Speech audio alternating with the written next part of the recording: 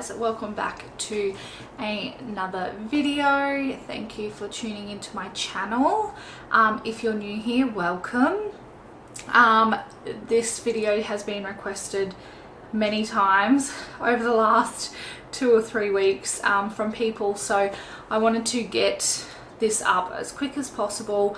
I've had all these ideas to film videos, so there's so many in the works, which is really exciting. So thank you for sending through like all your recommendations and things like that and what you want to see from us. But yeah, this one is going to be about how we sleep trained Ashton. Now, before we get into it, yes, I know that sleep training is not for everyone. Yes, I know that the way we sleep trained Ashton will not particularly you know, be anyone else's cup of tea, but this is what worked for us. We decided to sleep train Ashton purely because the 2 hourly wake ups were not good for my mental state, were affecting Brendan and I. So it was in our best interest that we tried to do something to help out, and it worked.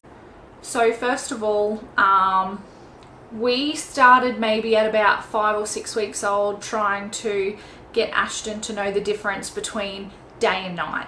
The way we done this, I'd done a whole lot of research in regards to appropriate and gentle ways to sleep train a baby.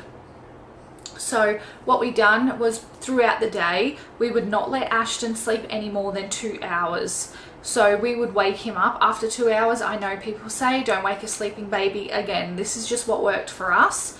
So we would wake Ashton up after 2 hours. We would give him some tummy time. We would give him a bit of a feed if he needed a feed. We would just interact with him. We would take him outside. We would go for a walk.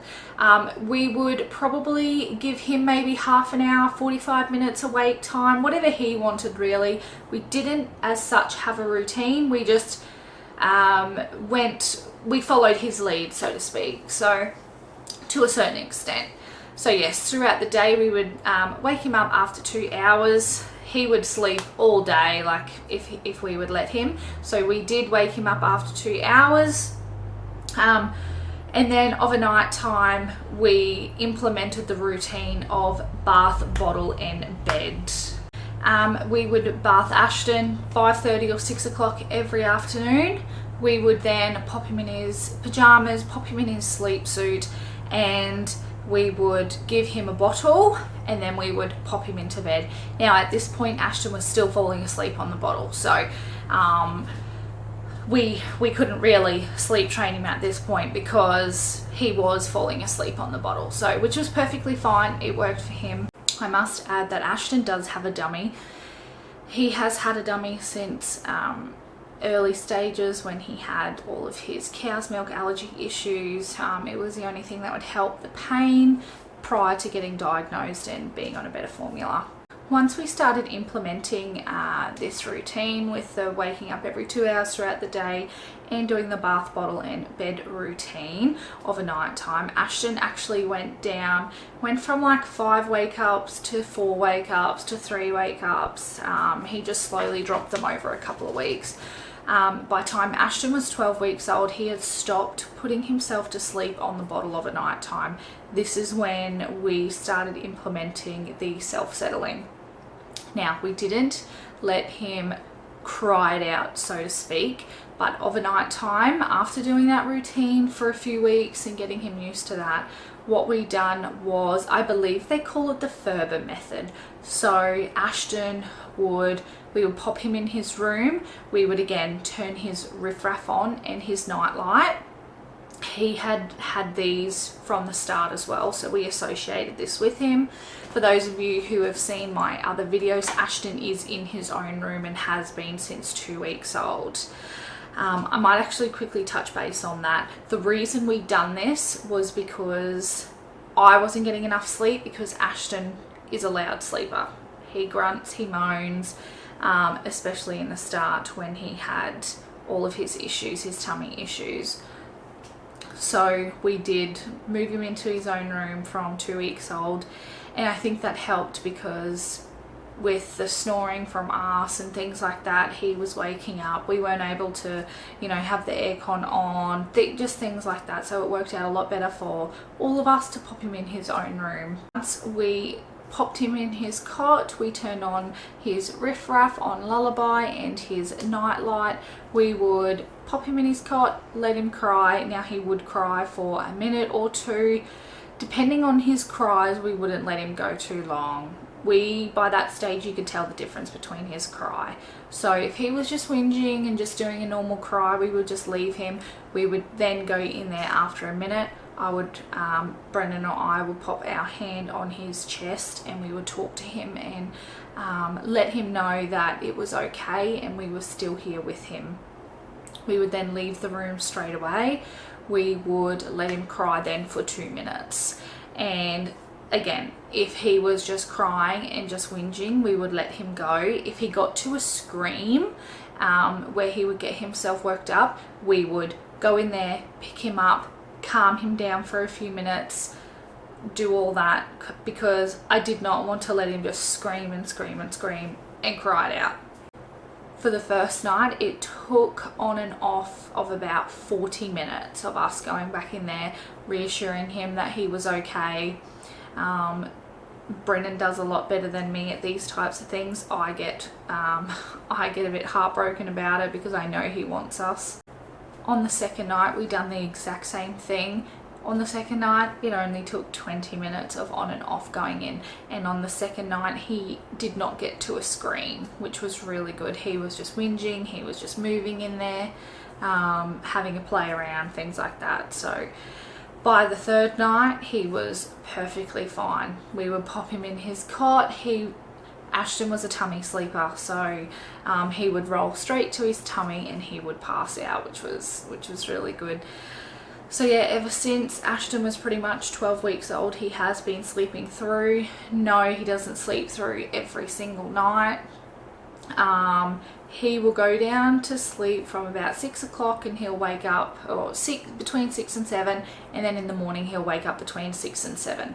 Ashton does go through stages where he still will wake up for a bottle throughout the night. So it was a few weeks ago, and he's now, I think for 3 weeks in a row, has been waking up once between 2 and 4. I've noticed that when he drops a bottle throughout the day is when he wakes up during the night for a bottle. So I'm assuming he's just not as full throughout the day, or not as full as what he used to be, therefore of a night time he just needs that bit of a top up. I'm perfectly fine with that. I don't need a baby who completely sleeps through. As amazing as it is, all we wanted was to slow Ashton's resettling down throughout the night. So he wasn't feeding every time he was waking up prior, so therefore we knew that he just needed to be able to resettle.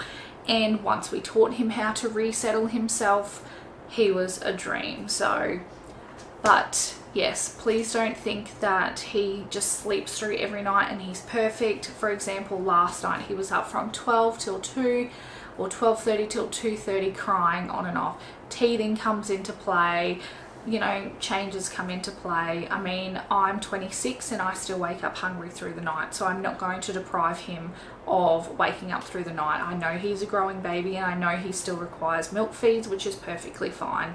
But for the most part, he will never wake up more than once a night.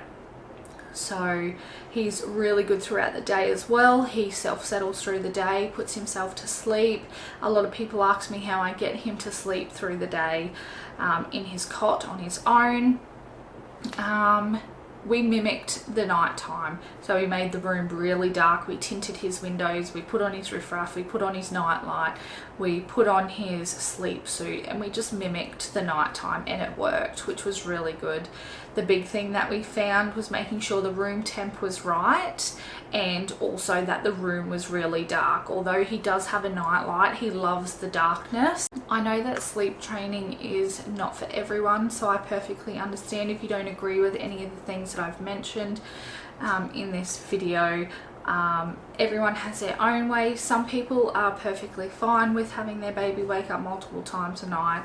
we personally just couldn't keep going with it. It was affecting me mentally very heavily. I know that when you have a newborn baby, that is to be expected, which is perfectly fine. I understand that, but for my own sanity and for our sanity, we needed to do something in order to help us out. So I give it a big thumbs up. I would do it again with my next child if need be.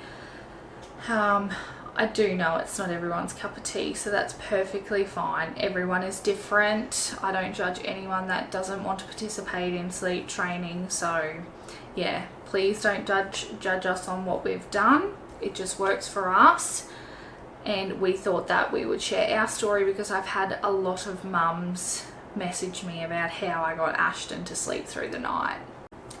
Anyway guys, thank you all for watching today's video. If you have any other questions, message me or comment below. I'm happy to answer anything in regards to what I've discussed in this video.